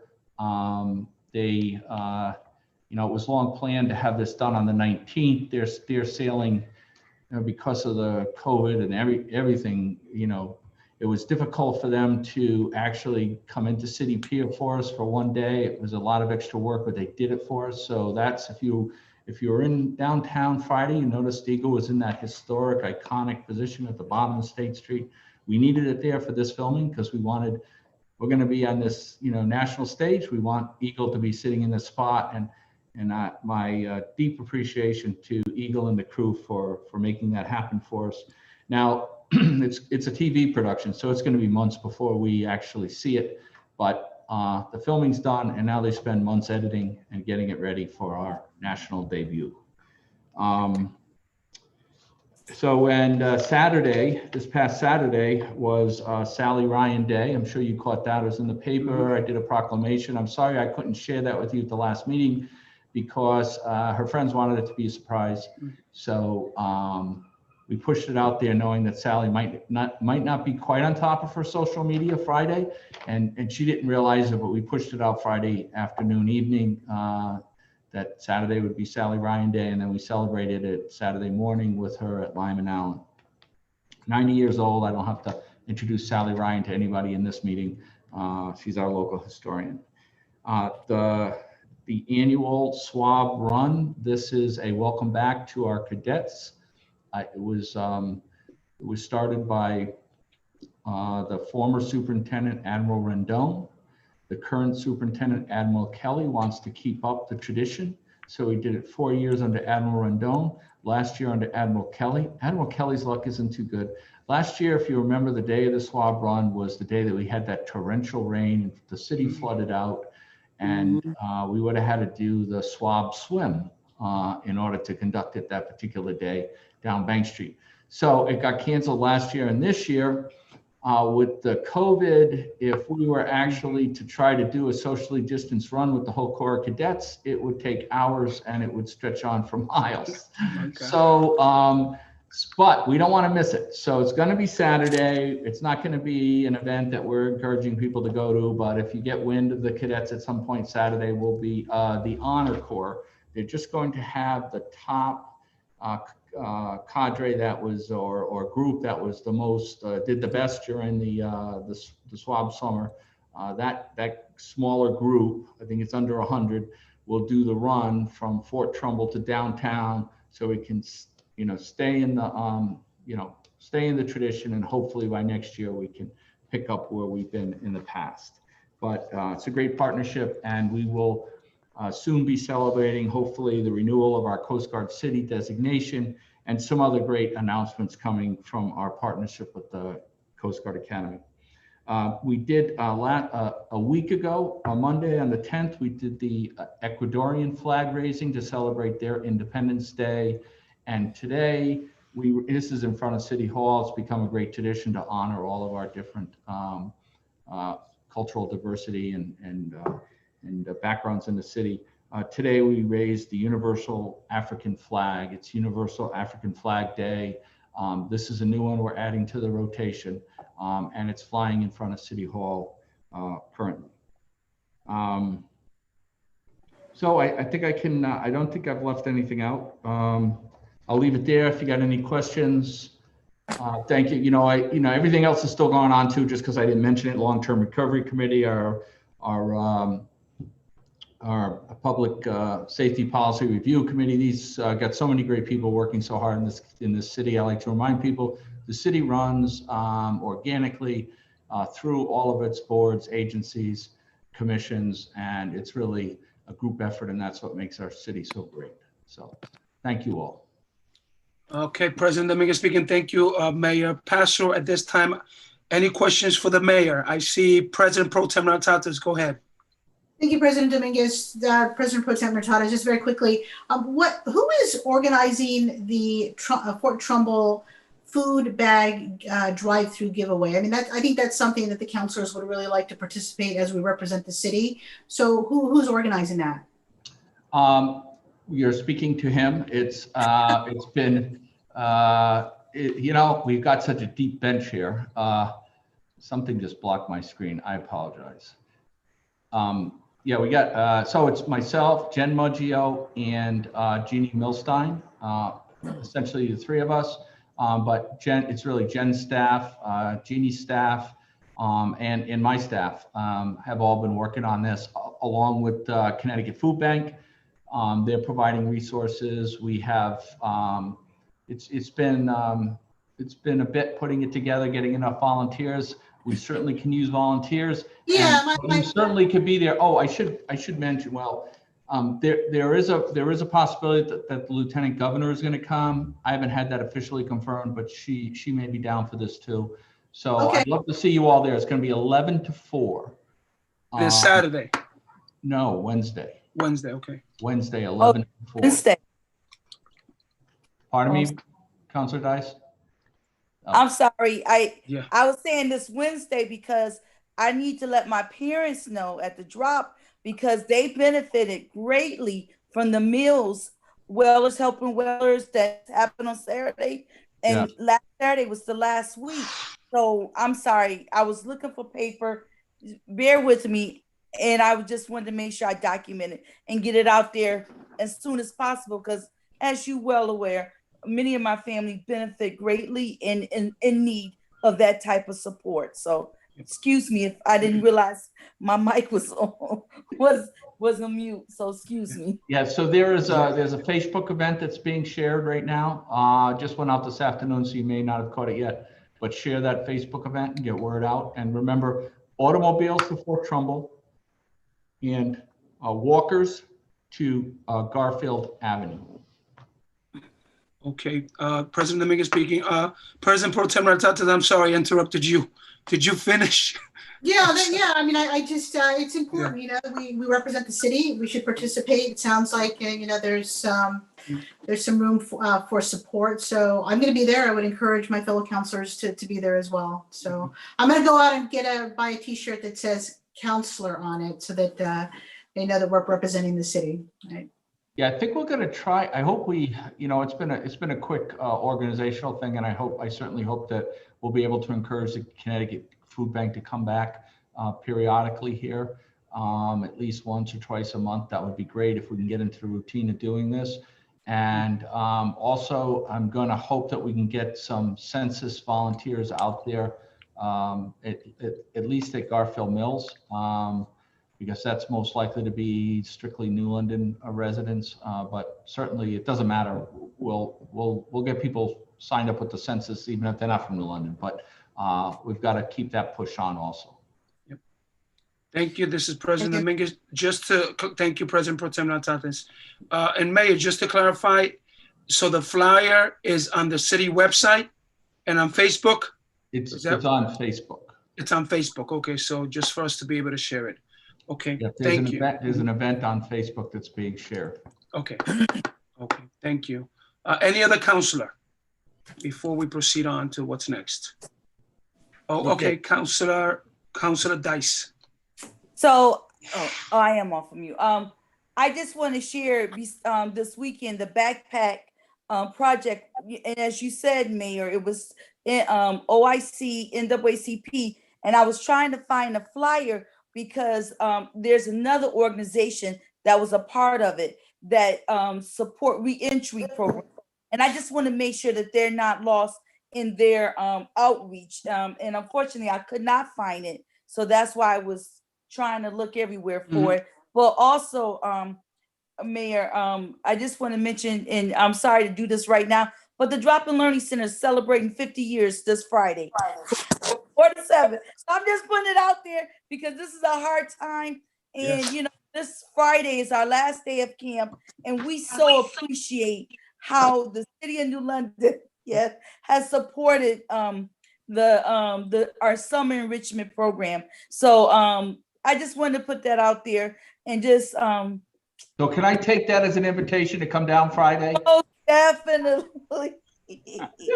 Just tell me what time. I've actually been dying for an invitation to get down there today. I see you all on Bank Street. You got a great venue. That's been a great, I mean, you know, there's so many bad things about this pandemic, but there are some really highlights to it. And your program this summer has been one of those highlights, Riona. So congratulations on that. I'd love to celebrate the last day with you, at least on Friday. So we appreciate that. And it's our community partners that help us provide such an enrichment program. So the Expressiones and the Hygienic Arts Center. And our celebration will be at the Hygienic Arts Center. So come and walk through our history, our 50 years of being involved in supporting Southeastern Connecticut, embraced and surrounded by New Londoners, and being in New London. So I'm excited. So great. Thank you, Riona. I'm gonna put me on mute this time. No, you're fine. This is President Dominguez. Great job. Great commercial, great advertisement. Good job, Director. And Riona, did she say the time? She said it was 4:00? No. Yeah, time is 4 to 7, but at 5:30. Thank you. And I tell people, bring gifts. You know, at 5:30, we're going to do a toast and just celebrate. So, you know, 50 years, you can do, you know, $1 a year, $10 a year, $5 a year. Hey, take your pick for 50 years. So come on down. All right. Thank you. All right, this is President Dominguez. I don't think anybody's going to follow that right now, okay? We're all set. We're not going to try to follow that. Okay, have a great meeting tonight. Yeah, thank you. President Dominguez? Oh, you are gonna follow it, okay. No. Go I ahead, can't Ken. follow up on that. All right, Councilor Booker, go ahead, go ahead. First of all, I'd like to thank the mayor for a very informative report. So thank you very much. That was extremely informative. But just for clarification for some of the residents about this initiative, I will definitely be there on Wednesday as well to help out with volunteering, because I think it's an incredible initiative that you have going on with the city. So for people who are listening, who may not know Jen or Jeannie or even know how to get in contact with you, what exactly is the website or the Facebook page they can contact if they would like to volunteer?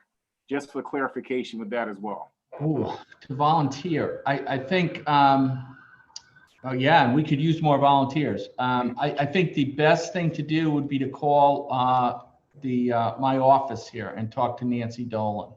And so that office that number, and what I'll do is I'll get this out on a comment on the event. I don't know how best to do this. We'll put it up on the website. We'll put a contact on the website for for volunteering. There's only one day left. And when are you going to put it up on the website? Well, tomorrow morning would be the earliest opportunity. We'll try to put something up, but if they come to either of the sites and just sign up, there's going to be a Connecticut Food Bank volunteer coordinator down at Fort Trumbull, and we want to get the volunteers down there at 9 o'clock in the morning. So this might be the best way to get the word out. 9 o'clock in the morning, report to Fort Trumbull, park in the parking lot across from the IDC off of Goshen Street, at the corner of Goshen and Chelsea. You know where that parking lot is? That's where you park. You walk down towards the Coast Guard station where the big tractor trailer trucks are set up. There will be a volunteer coordinator there.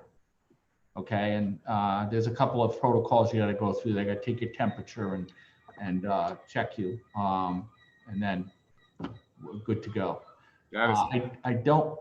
Jen Muggio is doing the volunteers for Garfield for the walk up. So what I'll do is I'll try to get some contact numbers up on the city website tomorrow. That'll be awesome. Thank you very much. And also, in regards to the Universal African Flag Day, how exactly did that come to be? Just for a little bit of background information on that as well. It was, I was just contacted by a national organizer of that event, and I checked, I hadn't heard of it, so I checked it with the local chapter of the NAACP, Jean Jordan, and just said, Jean, is this legitimate? Hadn't heard of this event, and 100% endorsement, and I don't know a great deal about it, but it's something new to me this year, and we are happy to participate. Awesome. Thank you very much, Mayor Passarello. Okay, this is President Dominguez. Thank you, Councilor Booker, and also Mayor Passarello. All right, with that said, let's go on to the consent agenda. President Pro Tem Nartatis. That the consent agenda proposals set forth at the regular meeting of August 17th, 2020 are either 1, accepted for the record, 2, referred to committee, name, 3, waived from committee to be acted upon as proposed, or 4, consented to as proposed. Can I get a second? Yes, somebody second it, please. Councilor Dice, second it. Thank you, Councilor Dice, for the second. All right. All right, let me read them through and just make sure, councilors, if you're gonna pull it and make sure you state your name, okay? So I can write you down, all right? So here we go. 7.0 unfinished business, 7.1A, B, C, D, E, F, and G. All right, 7.2, A, B, 7.3. I'm sorry, I was on mute, President Dominguez, I was on mute. I didn't realize I was. Yeah, I would like to pull 7.2A and B. Thank you, sir. So 7.2 A and B, that's Councilor Sadi. Thank you.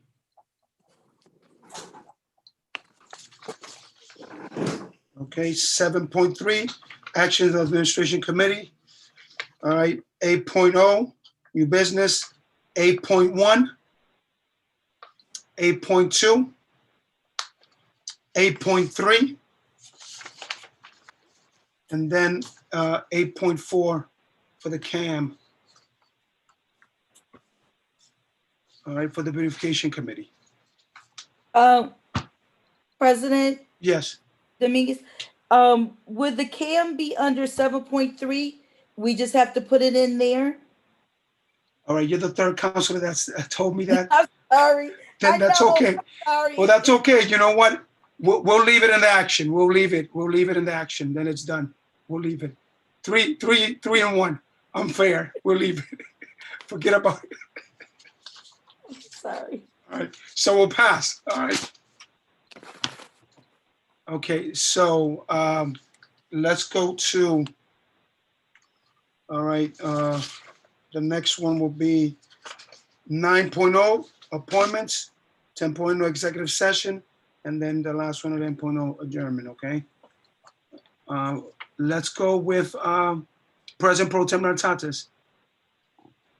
All items of the unanimous support of the city council are hereby adopted with a single roll call vote. The motions are seconded. The chair calls the roll, and the chair declares the motions to be unanimously voted and adopted. Can I get a second? Okay, yes, thank you. Is there a second? Second, Councilor Goodwin. All right, this is President Dominguez speaking. All right, so City Clerk Ayala, go ahead, sir. Counselor Dice, Yes. Counselor Burke, Yes. President Dominguez, Yes. Counselor Goodwin, Yes. Counselor Booker Jr., Yes. Counselor Sadai, Yes. President Pro Temp Natartez. Yes. 7 yes. Okay, this is President Dominguez speaking. Thank you. With that said, we're gonna start with 7.2. No, I'm sorry, not 7.2. My fault. Yeah, 7.2. 7.2, that's Councilor Sadi. Councilor Sadi, make sure you move it to Cam. This is Council Sadi. I'd like to move to CAM 7.2A and B. Okay. City Council approves. Yep, seconded by Councilor President Pro Tem Nartatis. City Council approves ordinance 081720-01. An ordinance appropriating 3.1 million for the purpose of evaluating, planning, design, construction, repair, and modification of the city's infrastructure, including various recreational areas, parks, and roads in the city, and authorizing the issuance of 3.1 million in bonds for the city to meet said appropriations and pending the issuance thereof, and making a temporary borrowing for such purposes. The ordinance is given its first and second reading, and the process of passage by title only, all councilors having copies, and the third reading of the subject ordinance is adopted by roll call vote. Also, B, the city council approves ordinance 0817-20-2 in the amount of 3.1 million made from bond proceeds for the purpose of funding public works projects which were completed between 2009 and 2015. The ordinance is given its first and second reading in the process of passage by title only, all councilors having copies, and the third reading of the subject ordinance is adopted by a single roll call vote. So through you, President Dominguez, to Finance Director McBride. Is Finance Director McBride still here? Mm-hmm. Yep. Yes, I am. This is Director McBride. Good evening, everyone. Okay. During the committee meeting, you made comment that these were expenses that were incurred from 2009 to 2015, and that since that time, there have been no other similar expenses. And that's not your exact verbiage, but I take umbrage to that because we did in fact have a recent cost overrun on a public works project called Greens Harbor Beach about a year and a half ago. And so this is still happening. And you made mention in the committee meeting that you have instituted policies and procedure to make sure this doesn't happen again. Yet our mayor tells us that in the past, it has happened under different administrations, and that the council is really not made aware of it until much later, after the funds have already been spent. So do you have comment to that? I'm not sure exactly how to comment on that, other than we have procedures in place with purchase orders and bonding currently to ensure we don't spend dollars that have not been approved by the council. But we've had When those. we were aware, when we became aware of the situation in Greens Harbor, we came back to the council and made them aware of the situation. As soon as I was aware of the cost overruns, we brought it to the council and went through at great length in terms of what had occurred. And we have since implemented the purchase order policy and made sure it's being adhered to. And what was the date of the implementation of that policy? And has that ever come before this board, this council? Well, I should say it's more of a procedure. It's following the procedures of the city ordinance, city charter. So I should rephrase, it's more of a procedure that we follow. It's not a formal policy. Mm-hmm. Right. So we have public works employees that overspent budgets by millions of dollars, yet this council has never heard anything about any type of disciplinary action taking place on these employees. So what's going to stop the next employee or similar employees from doing it again? Well, I can't answer what happened in 2009 to those employees, so I'm not sure of what occurred, but what we are doing now is we are not making payments to any vendors if there's no budgetary funds. In other words, if there's no requisition done, or who signs these requisition orders? Typically what happens is the purchase order policy puts forth a purchase order number has to be given to the vendor. And that provides the vendor the authority that the city will pay its bills.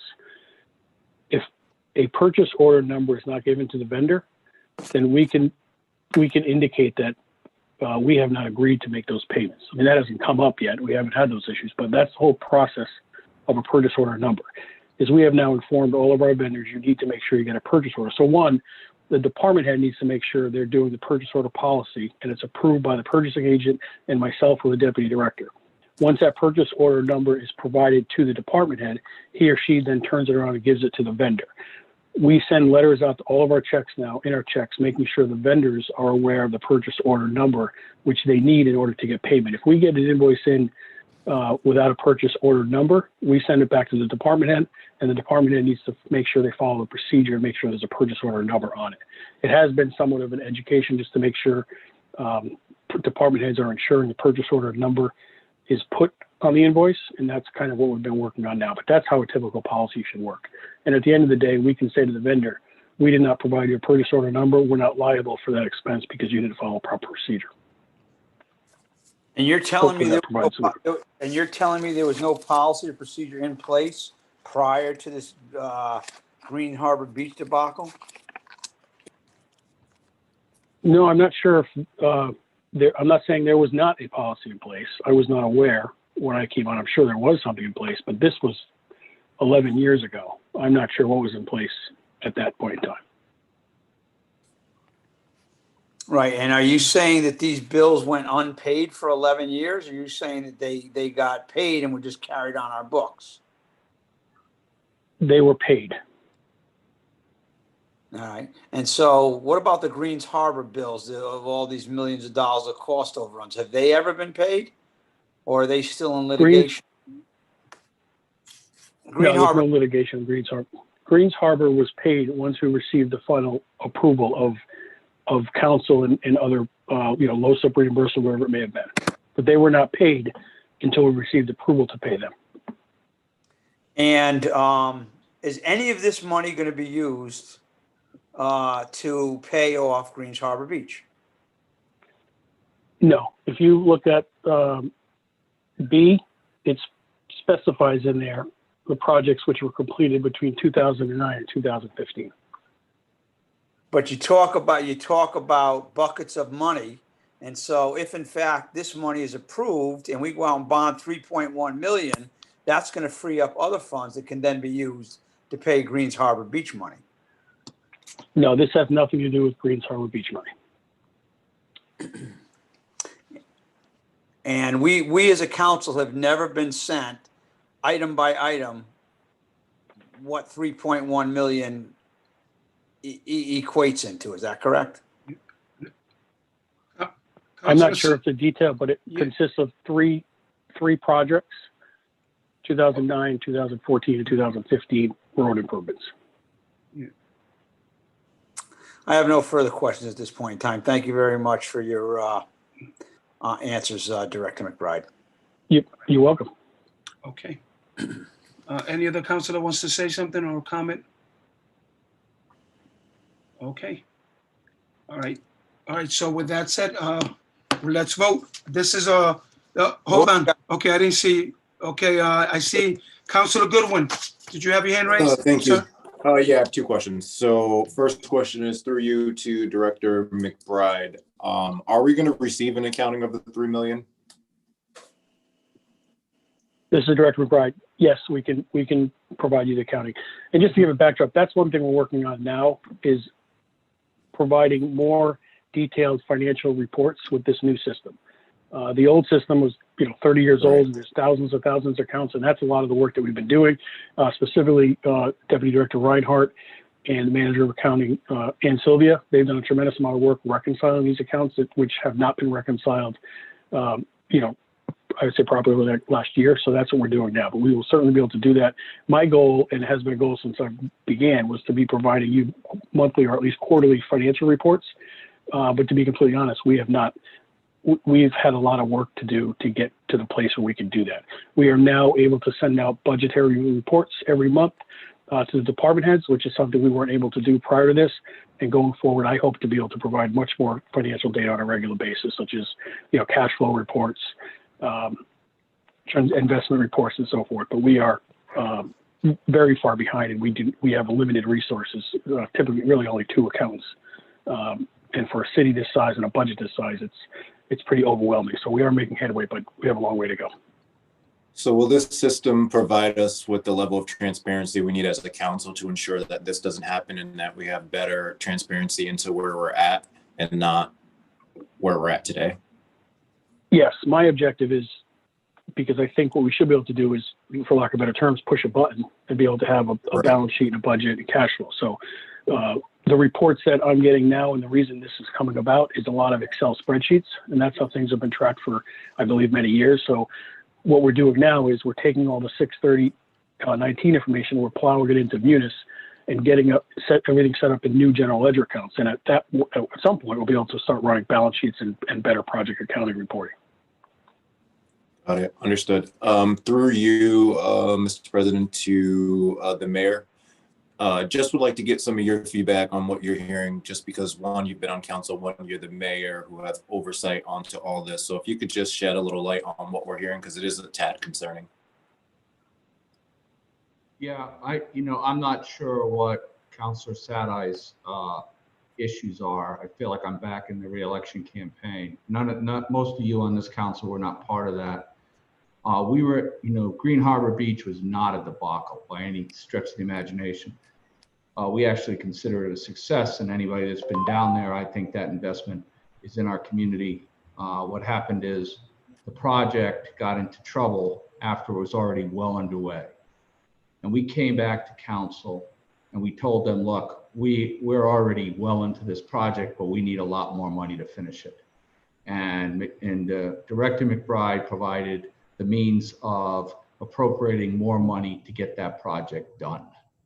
And we did that. So there's no comparison to what we inherited here from previous administrations to that project. And we couldn't have been more transparent. I'm sure nobody wants to be running a public works project that was, either poorly designed or not. There were things that couldn't be anticipated. I can't remember all the details, but the bottom line is we did not have enough money appropriated to finish the project. We're in the middle of it, in the middle of the summer. It was, if you remember, it was running really late. It had to do with ledge and moving sewer lines and just an incredible complicated situation.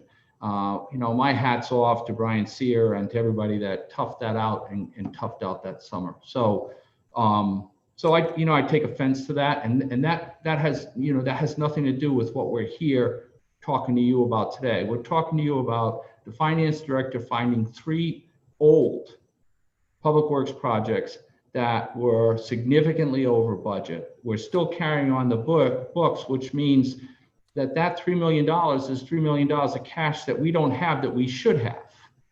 And only because it's a rolling cycle of capital projects. And so we're keeping that bucket of money full that we haven't missed the $3 million yet. But it's still a drain on the finances of the city. And I inherited the city not knowing about it, even though I was a counselor. So there's just no comparison to the way that we communicate with the city councils and the way I was left as a city councilor, not knowing about these public works projects that had finished and were in the red. Now, somebody had to know about that at the time. Thank you, Mayor. Let me. I'm sorry, did I answer your question, Councilor Goodwin? Okay. That does. All right. You're set, right, Councilor Goodwin? Just didn't want Yes. to interrupt. You're set. Okay, thank you. President Pro Tem Natates.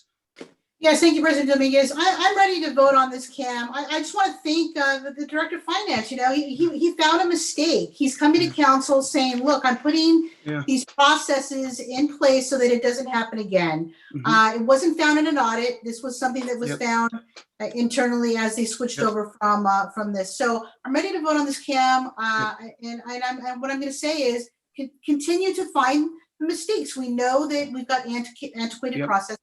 We need you to come to us feeling like we're going to support you improving the system. So ready to vote. Thank you. This is President Dominguez. Thank you, President Pro Tem Natates. Let me just say, I want to just echo those same words, President Pro Tem Natates. This was a mistake. It was found.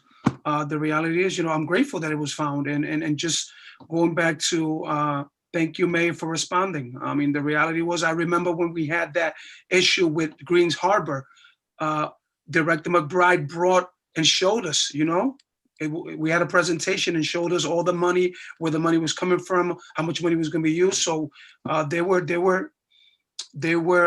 what's the word I want to use? Transparent in that issue when it happened. It wasn't their fault. It just happened. It was some issues happened there. So again, no comparison there. But again, you know what? I'm ready to vote.